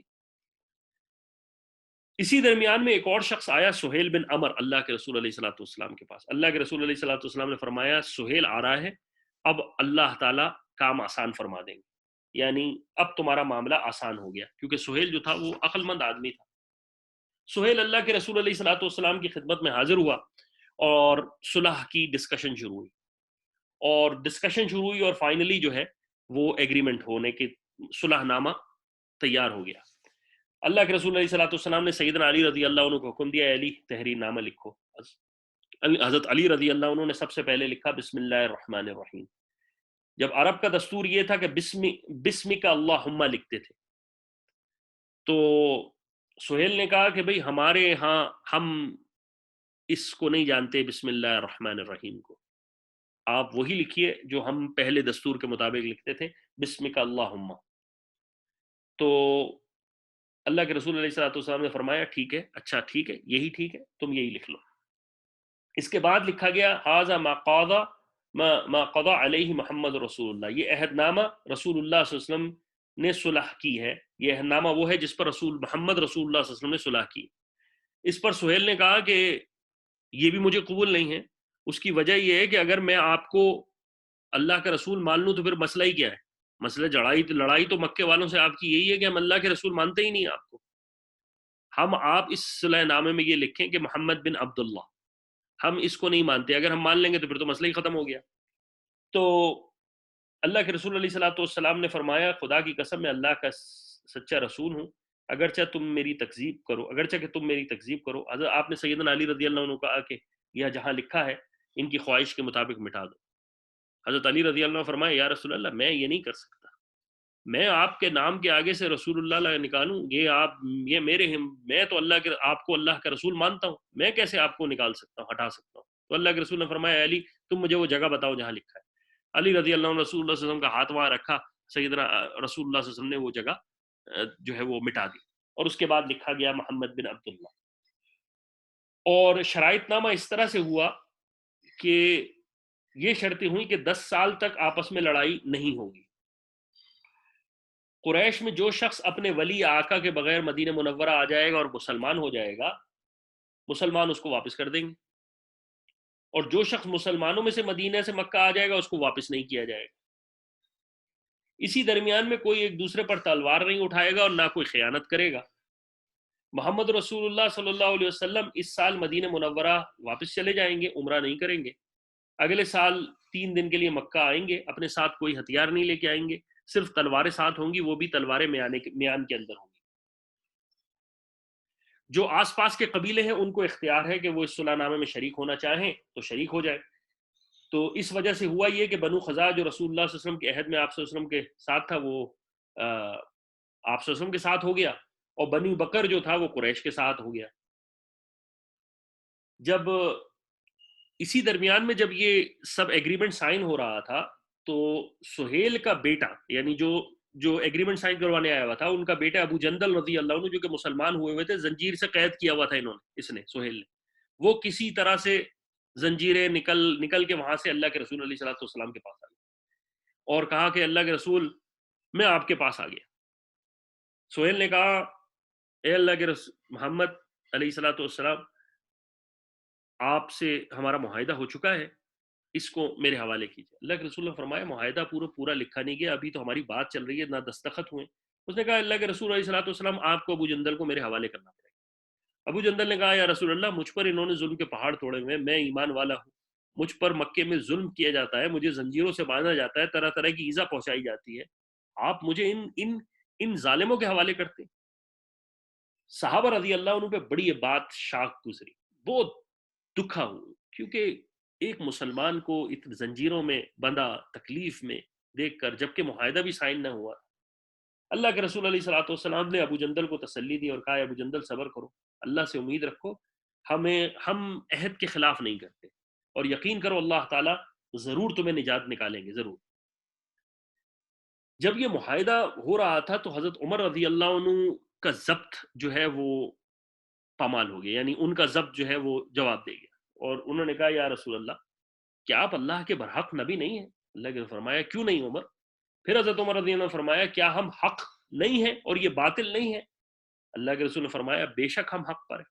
اللہ کے رسول علیہ الصلوۃ والسلام نے فرمایا پھر کیوں ہم ایسی ذلت گوارا کر رہے ہیں؟ یعنی بظاہر یہ ایگریمنٹ بالکل مسلمانوں کے خلاف تھا کہ جو مسلمان جائے گا وہ واپس نہیں آ سکتا، جو مکے والا ہے وہ وہاں مسلمان ہو کے آ جائے گا واپس ہو جائے گا، ہم اس سال عمرہ نہیں کریں گے، ہم واپس مدینہ منورہ چلے جائیں گے۔ یہ ساری باتیں ایسی تھی جو کہ مسلمانوں کو بحیثیت مسلمان بڑی شاک گزر رہی تھیں کہ یہ ایگریمنٹ، لیکن یہ تو وحی الہی تھی۔ اللہ کے رسول جو نبوت کی ویزیبلٹی ہے وہ عمر کے سامنے تو نہیں ہے، عمر کتنا بھی بڑا رضی اللہ عنہ، کتنے بھی بڑے صحابی ہوں، لیکن وہ نبی کے آگے تو کچھ بھی نہیں۔ تو حضرت عمر رضی اللہ عنہ کو یہ بات جو تھی وہ دل کے اندر درد ہوا، اور اس درد کی وجہ سے اللہ کے رسول علیہ الصلوۃ والسلام سے فرمایا یا رسول اللہ ہم یہ ذلت کیسے گوارا کر رہے ہیں؟ اللہ کے رسول علیہ السلام فرمایا اے عمر میں اللہ کا برحق نبی ہوں، اس کے حکم کے خلاف نہیں کرتا، وہ میرا معین اور مددگار۔ اس کے بعد حضرت عمر رضی اللہ عنہ اٹھے اور ابو بکر کے پاس گئے۔ دیکھیں آپ بات دیکھیں کہ حضرت ابو عمر رضی اللہ عنہ نے سب سے پہلے عمر رسول اللہ صلی اللہ علیہ وسلم کے بعد بات کی، اس کے بعد ابو بکر کے پاس بات کی، یعنی مسلمانوں میں نبی کے بعد کوئی شخص تھا تو وہ ابو بکر صدیق رضی اللہ عنہ موجود تھے۔ حضرت ابو بکر صدیق رضی اللہ عنہ کے پاس گئے اور فرمایا ہم یہ کس طرح کا ایگریمنٹ کر رہے ہیں، آپ اس پر کیسے ہم راضی ہو رہے ہیں؟ ابو بکر صدیق نے بھی وہی بے عینی بات کی، اے عمر تم وہ نہیں جانتے جو اللہ کے رسول جانتے، اللہ کے رسول علیہ الصلوۃ والسلام اللہ ہی کی وحی سے یہ بات کر رہے ہیں۔ حضرت عمر رضی اللہ عنہ کہتے ہیں بعد میں مجھے اس بات پر بہت ندامت ہوئی کہ میں کیسے اس طرح سے کھڑا ہو کے اس طرح میں نے بات کر لی، اور حضرت عمر رضی اللہ عنہ کہتے ہیں اس گستاخی کی وجہ سے میرے دل میں ندامت، ہر وقت ندامت ہوتی تھی، اور میں نے بہت نمازیں پڑھی اور بہت صدقات دی اور بہت سے غلام آزاد کیے۔ اس کے بعد آپ علیہ الصلوۃ والسلام نے فرمایا، اسی درمیان میں حضرت عمر رضی اللہ عنہ نے فرمایا کہ اے عمر، اگر تم ایک بات سوچو، یہ جو ایگریمنٹ ہے تمہیں بظاہر لگ رہا ہے کہ یہ ہمارے خلاف ہے، لیکن تم سوچو کہ جو شخص مدینہ چھوڑ کے مکہ جا رہا ہو کفار کے پاس، وہ مسلمان ہوگا یا منافق ہوگا؟ تو ہمیں اس کی ضرورت ہے؟ تو فرمایا ہمیں جو اس کی ضرورت نہیں جو مدینہ چھوڑ کے مکہ چلا جائے۔ دوسری بات یہ کہ جو وہاں سے یہاں آئے گا، ان قریب ان کا معاملہ اللہ تعالیٰ حل کر دیں گے، گھبرانے کی ضرورت نہیں۔ اب اللہ کے رسول علیہ الصلوۃ والسلام نے فرمایا کہ دیکھو یہ شرائط ہو گئی ہیں، یہ دستخط ہو گئے ہیں، اب ہم سارے صحابہ کو، اللہ کے رسول علیہ الصلوۃ والسلام نے جو ہے وہ حکم دیا کہ صحابہ قربانی کر لیں اور سر منڈوائیں۔ اب مسلمانوں کے صحابہ پر اس قدر سخت دل کے اندر تکلیف ہوئی تھی اس کی وجہ سے، کیونکہ بیت اللہ کے سرشار ہو کے آئے تھے، بیت اللہ کی محبت میں اپنا مکان اپنا گھر چھوڑا تھا، مکے میں داخل نہیں ہو پا رہے تھے ایک زمانے تک، آج ایک موقع ملا تھا، دل پر اندر تڑف تھی، وہ اندر سے نہیں ہو رہی تھی کہ کسی طرح سے اللہ کے رسول علیہ الصلوۃ والسلام سوچیں کہ ہم اس سال جو ہے اس سال جو ہے وہ عمرہ کریں۔ اللہ کے رسول علیہ الصلوۃ والسلام اپنے خیمہ مبارک میں چلے گئے اور ام سلمہ سے کہا مسلمان جو ہیں وہ تیار نہیں ہو رہے اور وہ کوئی کھڑا نہیں ہو رہا اپنی جانور قربان کرنے کے لیے۔ ام سلمہ رضی اللہ عنہ نے فرمایا یا رسول اللہ، ان پر دل پر بہت کڑی چوٹ لگی ہے، یعنی عمرے کے ارادے سے آئے تھے۔ تو اللہ کے رسول علیہ الصلوۃ والسلام کو ام سلمہ رضی اللہ عنہ کا یا رسول اللہ آپ کچھ نہ کیجیے، آپ جائیے اپنے جانور ذبح کر دیجیے اور سر منڈوا لیجیے۔ اللہ کے رسول علیہ الصلوۃ والسلام کو یہ مشورہ پسند آیا۔ اللہ کے رسول علیہ الصلوۃ والسلام گئے اور اپنے جانوروں کی سب سے پہلے قربانی کر دی اور سر منڈوا لیا۔ آپ علیہ الصلوۃ والسلام کا دیکھا دیکھی سارے صحابہ جو تھے انہوں نے بھی یہی بات کی اور انہوں نے بھی اپنے جانور ذبح کیے، اور جب اللہ کے رسول نے کر دیے تو بس پھر اب رہ کیا گیا تھا۔ اور آپ علیہ الصلوۃ والسلام تقریباً 2 ہفتے قیام کیا، اور اس درمیان میں آپ علیہ الصلوۃ والسلام واپس مدینہ منورہ آ گئے۔ آپ علیہ الصلوۃ والسلام کو اسی درمیان میں سورہ فتح نازل ہوئی، انا فتحنا کا فتحا مبین، کہ اللہ کے رسول علیہ الصلوۃ والسلام ہم آپ کو فتح مبین کی بشارت دیتے ہیں۔ یہ وہ واقعہ ہے جو کہ اسلام میں بہت اہمیت رکھتا ہے، اور یہاں سے مسلمانوں کے لیے اللہ تعالیٰ نے فتح کے دروازے کھول دیے، کیونکہ مسلمانوں کا جو ایک بڑا سامنے دشمن تھا، یعنی مکہ والوں سے مستقل دشمنی تھی، وہ اب عہد ایک طرف ہو گیا، مکے والے الگ ہو گئے، اب مسلمان جو ہیں دوسری طرف توجہ کر سکتے تھے، اور اللہ کے رسول علیہ الصلوۃ والسلام اپنے دین کو پھیلانے کے لیے دوسری طرف مائل اپنی توجہ کر سکتے تھے، مکے والوں کی اب پریشانی نہیں تھی۔ تو بظاہر انسان کو جو لگتا ہے وہ اس کے فائدے میں نہیں ہے، لیکن نبوت کا علم اس چیز کو بتاتا ہے۔ ہمیں بظاہر اپنی نفس کے خلاف ہوتا ہے کہ ہم اپنی زندگیوں کو من چاہی گزاریں، لیکن اللہ تعالیٰ کی چاہت یہ ہے کہ ہم چاہت کے ساتھ گزاریں۔ اس وقت صحابہ رضی اللہ عنہ کے دل میں بھی یہی تھا کہ ہم جانور لے کے آئے ہیں، اللہ کے رسول علیہ الصلوۃ والسلام آپ نے کہا تھا کہ ہم عمرہ کریں گے، تو اللہ کے رسول صلی اللہ علیہ وسلم نے جواب دیا میں نے تمہیں کہا تھا عمرہ کریں گے، لیکن میں نے یہ نہیں کہا تھا کہ اسی سال کریں گے، ٹھیک ہے ہم اس سال نہیں کریں گے اگلے سال کر لیں گے۔ تو یہ نبوت کی بہت بڑی کامیابی تھی بظاہر انسان، اور اس کی بہت سارے ثمرات نکلے، اور اس سے بہت ساری اسلام میں فقہا نے مسائل کے انبار لگا دیے۔ انشاءاللہ اگلے سیشن میں اس کو فضیر جو ہے اس کے بعد کی ڈسکشن کریں گے۔ ابو بصیر کا واقعہ آگے آئے گا کہ کس طرح سے ابو بصیر رضی اللہ عنہ مسلمانوں کے پاس مدینے آئے، تو ان کے ساتھ اللہ کے رسول علیہ الصلوۃ والسلام نے کیونکہ معاہدہ ہو چکا تھا کیا معاملہ کیا،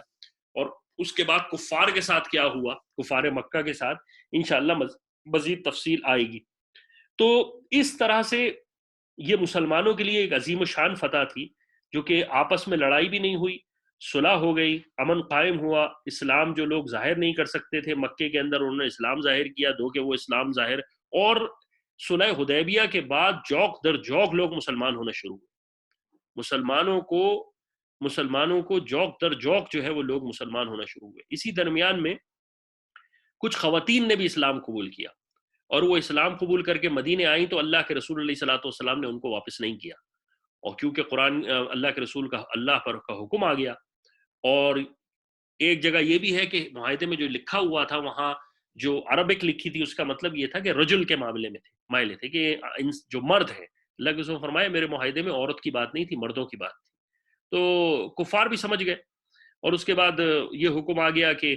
جو کفار جو کافر عورتیں ہیں وہ مسلمان ہو جائیں گی تو وہ کفار کے نکاح میں نہیں رہیں گی، اور اس کے ساتھ ساتھ یہ بھی حکم آ گیا کہ جو کفار عورتیں ہیں ان کے ساتھ نکاح باقی نہیں رہ سکتا۔ حضرت عمر رضی اللہ عنہ کی 2 کافر بیویاں تھیں مکہ مکرمہ میں، آپ نے ان کو طلاق دے دی۔ تو یہ سارے واقعات ہوئے، یہ اسلام کا ایک عظیم و شان واقعہ ہے۔ اس کے بعد جو واقع آئیں گے انشاءاللہ ہم اس کو رمضان کے اندر مستقل کریں گے، اور جلد سے جلد نپٹانے کی کوشش کریں گے کہ جتنے زیادہ سیشن کر سکیں۔ اس درمیان میں آپ علیہ الصلوۃ والسلام نے جب مکے والوں سے فراغت ہو گئی تو آپ علیہ الصلوۃ والسلام نے خطوط لکھنا شروع کر دیے بڑے سربراہان کو، اور اگلا سیشن انشاءاللہ ہمارا ان خطوط پر ہی ہوگا کہ جو آپ علیہ الصلوۃ والسلام نے اپنے ایمبیسڈرز بھیجے اللہ کے دین کی طرف لوگوں کو بلانے کے لیے۔ اس میں قیصر روم کو بھی دیا، پھر آپ نے فارس کو بھی پیغام بھجوایا، آپ نے حبشہ بھی پیغام بھجوایا۔ تو یہ سارے خطوط کی انشاءاللہ ایک تو پوری اس کے بارے میں تفسیر کے اندر ایک پوری کتاب لکھی گئی ہے جس میں آپ علیہ الصلوۃ والسلام نے وہ سارے کے سارے خطوط لکھے تقریباً درج ہیں جو کہ آپ علیہ الصلوۃ والسلام نے بھیجے، لیکن ہم یہاں پر جو خاص خطوط ہیں جو آپ علیہ الصلوۃ والسلام نے صحابہ رضی اللہ عنہ کے ہاتھوں بھیجے وہ انشاءاللہ اگلے سال ڈسکس کریں گے۔ اللہ تعالی ہمیں اور آپ کو جو ہے وہ رسول اللہ صلی اللہ علیہ وسلم کی سیرت کو سمجھنے اور عمل کرنے کی زندگی پر توفیق عطا فرمائے۔ اس میں جو کچھ بھی لیا گیا ہے وہ زیادہ جو اس وقت جو آج کا سیشن تھا وہ سیرت مصطفیٰ سے لیا گیا ہے، مولانا ادریس کاندھلوی کی، کیونکہ یہ ایسی کتاب ہے جس کے اندر تاریخ کے لحاظ سے بہت زبردست واقعات ہیں۔ باقی جو آگے پیچھے کی چیزیں ہوتی ہیں وہ سیرت نبی سے، علامہ شبلی نعمانی سے یا حیات الصحابہ سے واقعات کی تفصیل نکالی جاتی ہے، اور پھر یا تو غزوات النبی، کیونکہ آج اس دفعہ غزوات النبی سے تعلق نہیں تھا، کوئی جنگی مارکہ نہیں تھا، تو اس لیے زیادہ اکتفا اسی کتاب پر کیا۔ اللہ تعالی ہمیں اور آپ کو دین کی صحیح سمجھ عطا فرمائے، اللہ تعالی اپنی فضل سے اس بلا کو دور فرمائے۔ اللہ تعالی مکہ و مدینہ منورہ میں جو ایک رمضان کی گہمہ گہمی ہوتی تھی، جو محبت اور عاشق رسول اور عاشق دین سے محبت کرنے والے عمرہ اور کے لیے آتے تھے، یا رب اس کو اپنی فضل سے جلد کھول دے، یا رب مسجدوں کو آباد فرما۔ پوری امت کے ساتھ جو اس وقت حالات ہیں کہ ہم اپنی مسجدوں میں نماز بھی نہیں پڑھ سکتے، اے اللہ تو بہتر اس حکمت کو جانتا ہے، تو اپنی رحم و کرم سے رمضان کی برکتوں کے طفیل یا اللہ اس بلا کو ہم سے ہٹا لے، یا اللہ تمام مسلمانوں کو جہاں جہاں مسلمان ہیں ان کو اس سے فلاح نصیب فرما، جو اس بیماری سے شکار میں ہیں یا اللہ اپنی رحمت و فضل سے یا اللہ یا کریم ان کو صحت مند فرما، رمضان کی برکتیں نصیب فرما، یا اللہ یا کریم ہمارے گناہوں و خطاؤں کو معاف فرما، ہمارے والدین کی مغفرت فرما، جو لوگ تراویاں پڑھ رہے ہیں اپنے گھروں میں ان کی تراویاں قبول فرما، ان کو وہی اجر و ثواب نصیب فرما جو مسجدوں میں ملتا ہے، یا اللہ جو بچے قرآن پڑھا رہے ہیں اور جو ان کے والدین سن رہے ہیں یا جو لوگ پیچھے کھڑے ہیں ان کے گھر والے، یا اللہ ان کو تمام کا تمام وہ ثواب عطا فرما جو ان کو مسجدوں میں ملتا تھا، یا اللہ اپنی خیر و برکت سے اور مزید اس دنیا کے اندر قرآن کے ختم فرما، اللہ تعالیٰ اپنے فضل و کرم سے ہمیں ایمان کے ساتھ اس دنیا سے جانا نصیب فرما۔ یہ رحمت کا عشرہ ہے، اللہ تعالیٰ رمضان کی ساری رحمتیں ہمیں نصیب فرما، رمضان کی ساری یا اللہ وہ رمضان نصیب فرما دے جس میں ہماری مغفرت ہو جائے۔ اے اللہ تعالیٰ اپنی رحمت و کرم سے ہماری اولاد پر بھی رحم فرما، ہمارے والدین پر بھی رحم فرما، جو ہمارے گھروں سے چلے گئے، اس دنیا سے چلے گئے، یا اللہ ان کی قبروں میں کروٹ جنت نصیب فرما، اور یا اللہ ہمارا جس دن جانے کا وقت ہو اس دن ہم سے راضی ہو جانا، یا اللہ ہمارے آخری دن کو ہماری زندگی کا بہترین دن بنانا، یا اللہ اس دن تک ہمیں اس دنیا میں رکھنا، یا اللہ جب تک تو ہماری مغفرت نہ کر دے۔ یہ ایسی دعا تھی جس کو عرابی کو آپ علیہ الصلوۃ والسلام نے جب دعا سنی تھی تو آپ علیہ الصلوۃ والسلام نے اس دعا کے اوپر اس عرابی کو انعام دیا تھا، اتنی خوبصورت اس نے دعا مانگی۔ اللہ تعالی ہمارا بھی خاتمہ ایمان پر فرمائے، وصلی اللہ تعالی علی خیر خلقہ محمد وعلی آلہ وصحبہ اجمعین برحمتک یا ارحم الراحمین۔